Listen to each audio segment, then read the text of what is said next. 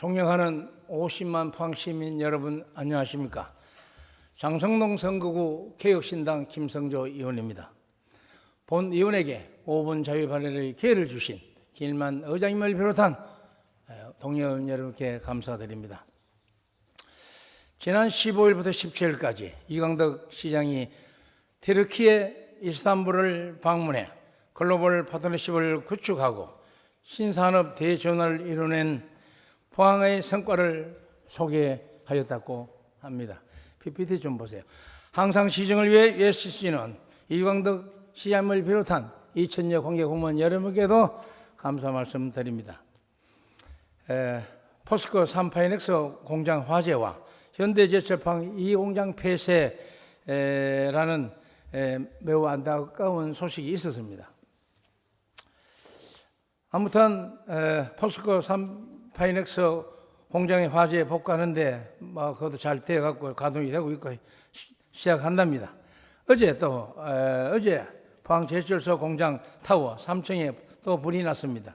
포스코는 이러한 안전사고가 다시 발생 않도록 소방안전에 더욱 신경 써 주시길 바랍니다. 11월 14일 다시 하겠습니다.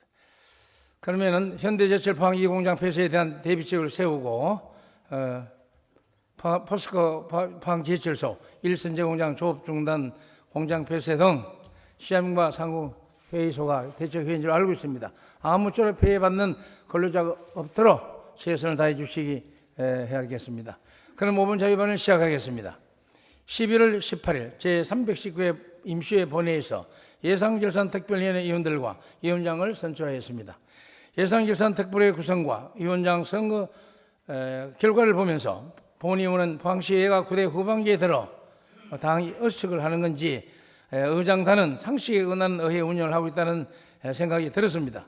이원 모두의 의견과 목소리를 듣지 않고 의사결정하는 등 독단적인 의회 운영이 되고 있습니다. 예상결산특별위원회 구성을 재검토해 주시고 의장단 상임위원장은 책임감을 가지고 여러 의원들의 의견을 수용해 주시길 바랍니다. 본의원이 예상결산특별위원회 구성에 반대하는 이유는 다음과 같습니다. 먼저 내년도 포항시 예산을 심사할 때 예산결산특별위원회 11명 가운데 10명을 초선의원으로 구성했습니다. 그뿐 아니라 민주당 소속 7명 중 단 1명도 특위에 포함되지 못했습니다. 이렇게 한 곳으로 치우친 특위 구성은 협치가 아닌 독재이며 예산심사를 시의회 다수당 국민의힘 본인들의 입맛대로 하는 심사입니다. 지난 2024년 11월 18일 전체 의원 간담회에서는 민주당 의원들이 불참하였고 본회의장에는 예산결산 구성이 특정 당과 초선 위주로 구성됐음을 비판하고 합리적이 못한 의견을 또 내놓았습니다. 두 번째, 포항시의회는 50만 시민을 대표하는 대의기관입니다. 예산결산특별위원회는 내년도 예산을 심사하는 만큼 다양한 정당과 다선 의원, 초선 의원에 어울려서 여러 시민들의 목소리를 담아낼 수 있도록 해야 합니다. 앞서 후반기에 상임위원장 구성을 두고도 초선 위원장 선출 등 문제가 불거졌는데 또 같은 일이 발생하니 너무나 실망스럽습니다. 세 번째, 포항시의회는 지금껏 예산심사를 앞두고 각 상임위원회에서 임명을 추천받고 매번 예결위를 새로 구성하였습니다. 하지만 지난 제318회 임시회에서 예결위 임기를 1년로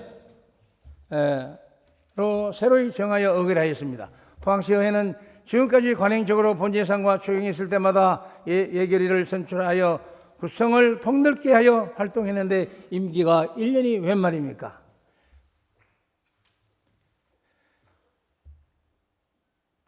존경하는 의장님과 의원 여러분,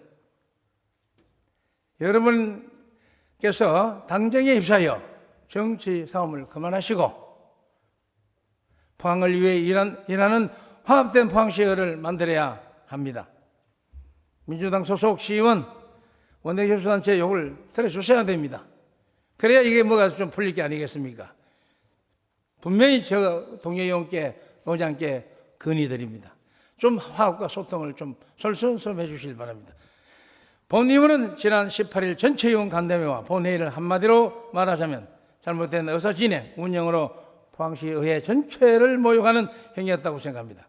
따라서 예산결산위원회 구성을 의장님은 철회하고 의원들의 의견을 들어 재구성할 것을 촉구합니다.